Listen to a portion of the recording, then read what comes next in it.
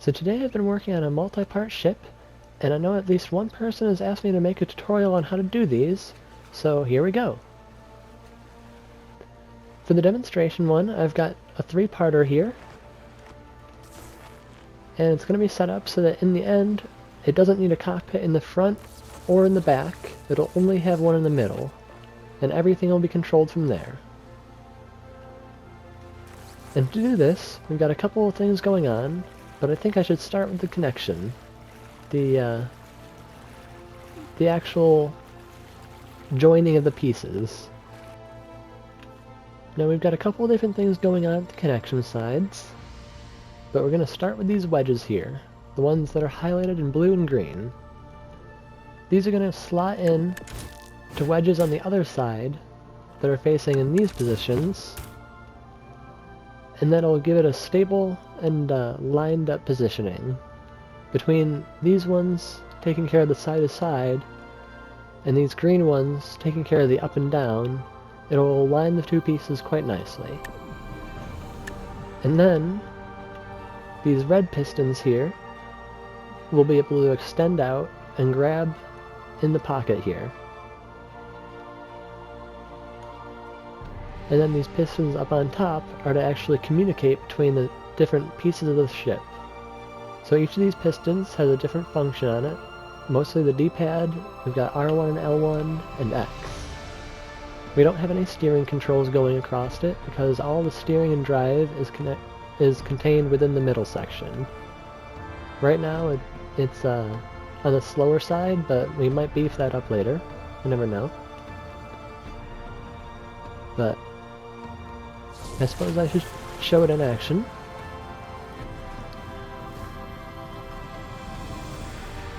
So we'll drive through nice and forward nice and slowly. And you can see it slots in nicely. And then we start driving forward and extend those red pistons out. And now the two pieces are joined together.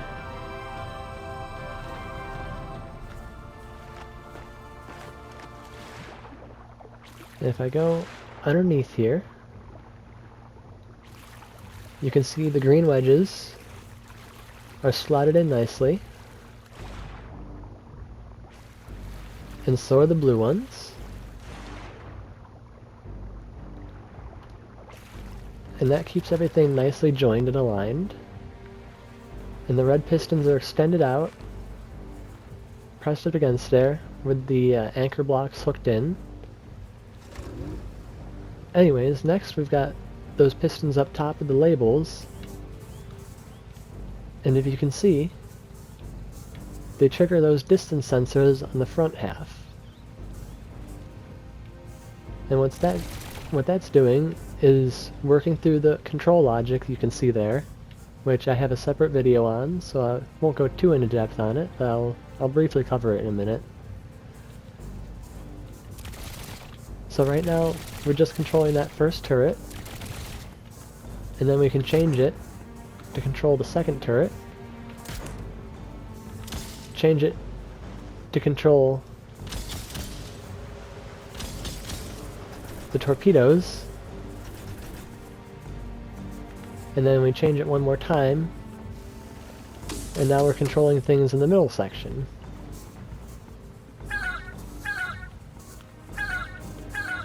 And you can see the controls in the back are working too, because, like I said before, when this is finished, we won't need a cockpit in either end. So if we just join up together here, going nice and easy.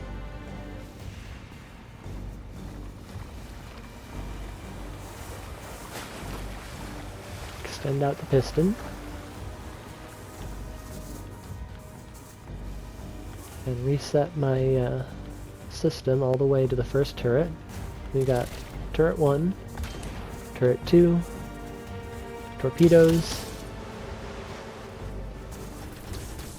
midship, then we've got the rear gun, the rear torpedoes, and the depth charges. Now these are just to demonstrate it. These aren't necessarily going to be the final weapons at all on this. But I figure I should probably now show you a little bit of the logic going on here. So let me separate out these pieces of it. Let those drift on out of the way. I can actually show you here on this piece, because each of these accumulators, there's one on each piece of the ship, and they're all set up the same. But the only one that actually has direct controls is the one on the midship, so we've got R1 and L1 are to switch back and forth between the turrets and weapon types. And that's connected to a comparison gate, and for the midships it's set to 3. So for the first 3 settings, 0, 1, and 2, it won't be doing anything on this ship at all, but it'll still be sending out the commands to the front of the ship. And then what these blocks down here are underneath the accumulator are OR gates, and those are the actual controls. So we've got X and all our directions in the D-pad, and those are linked up across to the AND gates that are also hooked up to the comparison gate above them. And those are what actually control the bits and bobs on the ship. There we go. There's the birds and the flares. I just didn't see them before.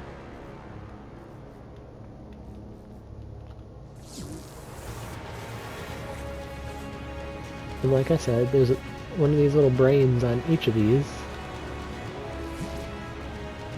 So here in the back, we've got the same accumulator.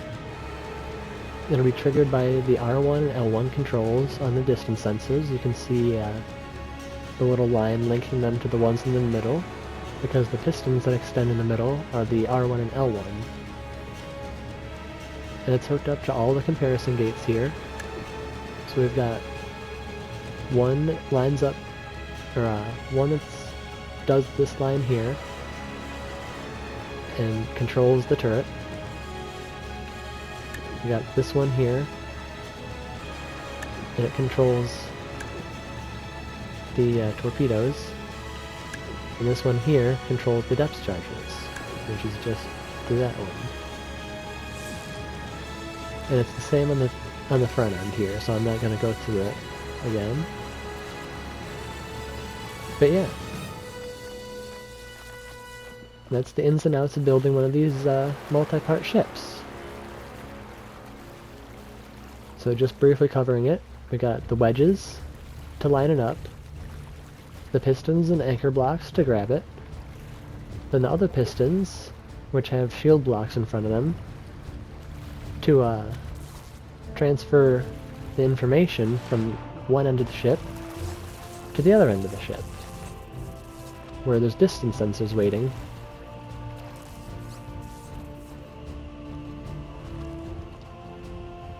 And yeah, if you have any questions, leave a comment, and like, subscribe, it really helps out the channel. And thanks for watching. Bye bye now. PlayStation